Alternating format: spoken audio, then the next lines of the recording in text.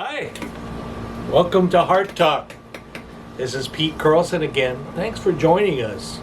We've been talking in our videos about heart morphology, this idea of a psychology of, looking upon the heart, which is the title of my current book, available on booksellers lists wherever you look. You see, as a result of God's Spirit operating in the frontal cortex of our brain, which is the heart in this conception, the person we are created to be can be spontaneously and transformed immediately into the likeness of Jesus Christ. The scriptures say that we were created in His image and destined to become renewed into His image. It says in Genesis chapter 1, then God said, let us make man in our image, according to our likeness. So God created man in His own image, in the image of God. He created him, male and female. He created them. For whom He foreknew, He also predestined to be conformed to the image of His Son.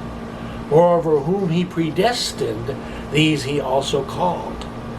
These He also justified. And whom He justified, these He also glorified. That's Romans 8.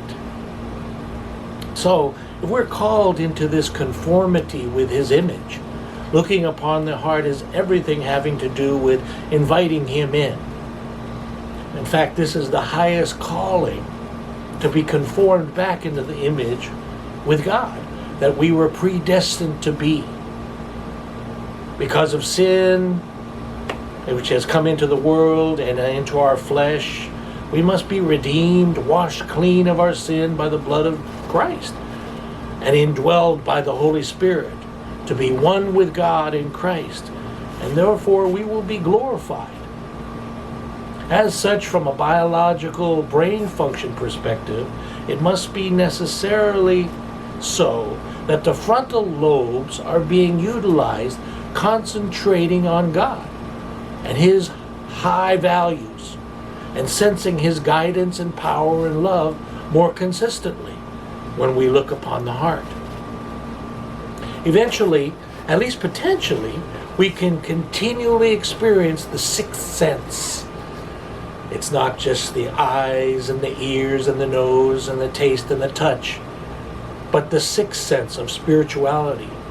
We must practice and develop a taste for living water and for the bread of life, the Holy Spirit and the Word of God implanted within us.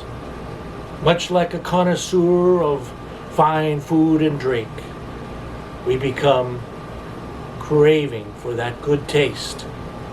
Beyond taste, smell, touch, sight, and sound, there is this sixth sense, the sense of oneness in our hearts with the Creator. We are created to receive the sixth sense and enjoy God helping us make and improve and refine decisions we make in our hearts. Well, that's all for now on Heart Talk. Be blessed, be well, and do good things. We'll see you next time. Continue to look upon the heart.